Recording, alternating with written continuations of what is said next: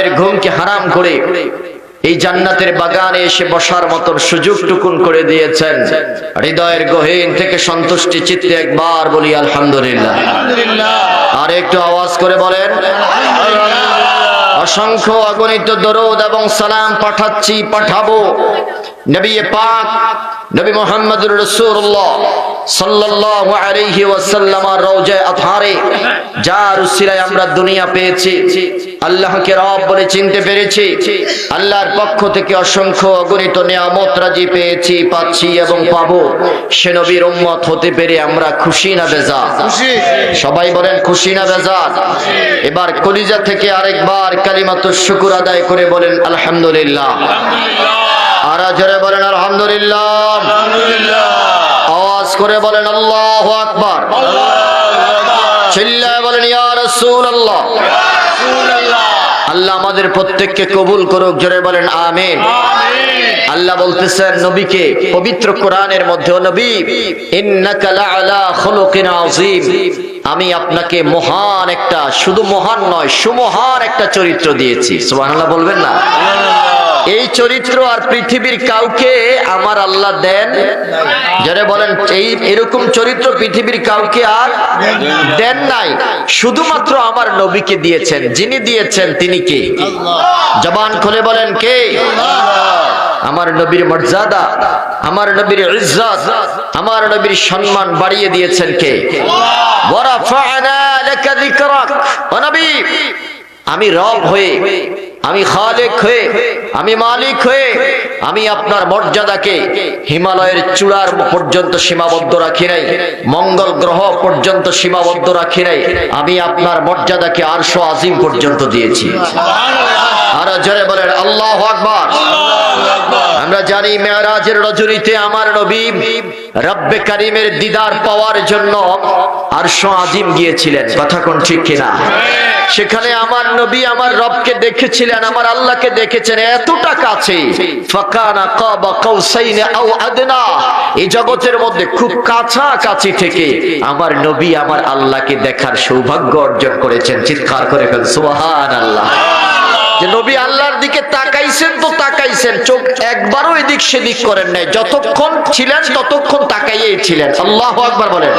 আমাদের দেখতে মন চায় না? সবার দেখতে মন চায়, তবে আল্লাহ বলেছেন ও নবী এই মেরাজের রজনীতে আপনি আমার কাছ থেকে চেয়ে নিয়েছেন যে আপনার উম্মতের সাথে আমার দিদার দিতে হবে। নবী যখন আল্লাহর সামনে দাঁড়িয়ে গেলেন তখন রব্বে কারীম বলেইছিলেন যে ও নবী আপনি কি চান?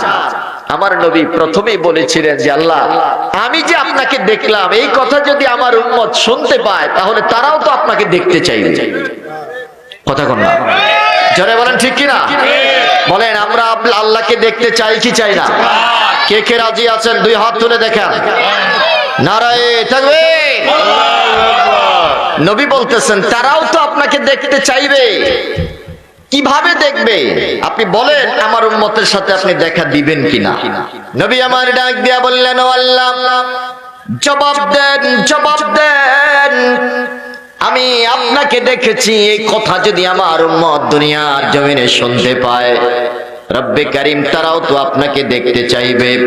যদি তারা আপনাকে দেখতে চায় আমি কি জবাব দিব আমাকে বলে দেন। রব্বে কারীম ডাক দিয়া বললেন নবী আপনি আপনার উম্মতদেরকে বলেই দিবেন আমি আল্লাহ তাদের সাথে দেখা দিব, তবে দুনিয়াতে নয় জান্নাতের মধ্যে আমি আপনার উম্মতের সাথে দিদার দেব। আর জোরে বলেন আল্লাহু আকবার। তবে শর্ত হলো দুইটা। বলেন শর্ত কয়টা? আল্লাহ বলেন নবী আপনার উম্মতকে বলে দিবেন এই দুইটা শর্ত যদি তারা মানে, এই দুইটা শর্ত মেনে যদি তারা দুনিয়ার জিন্দেগি থেকে বিদায় নিতে পারে গো নবী আমি আপনার উম্মতের সাথে দিদার দেব, আমি কথা দিলাম। আল্লাহর নবী ডাক দেয়া বলে আল্লাহ ওই শর্ত দুইটাকে। এবার আল্লাহ রাব্বুল আলামিন ডাক দেয়া বলেন ফামা কানা ইয়ারজু লিকা রাব্বিহি ফালইআমাল আমালান সালিহান ওয়া লা ইউশরিক বিইবাদাতি রাব্বিহি আহাদা। ডাক দিয়া বলেন শর্ত হলো দুইটা। এক নাম্বার হলো আমালান সালিহা, আমলে সালেহ করতে হবে, নেক আমল করতে হবে। দুই নাম্বার শর্ত হলো আমার ইবাদতের মধ্যে আমার সাথে কাউকে শরীক করতে পারবে না, শিরিক করতে পারবে না। এই দুইটা কাজ যদি করতে পারে আমি আল্লাহ আপনার উম্মতের সাথে জান্নাতের মধ্যে দিদার দিব। জোরে কোন সুবহানাল্লাহ। আল্লাহ রাব্বুল আলামিন জান্নাতের মধ্যে সব নিয়ামত দেওয়ার পরে জান্নাতের মানুষদেরকে প্রশ্ন করবেন। আমার কোরআন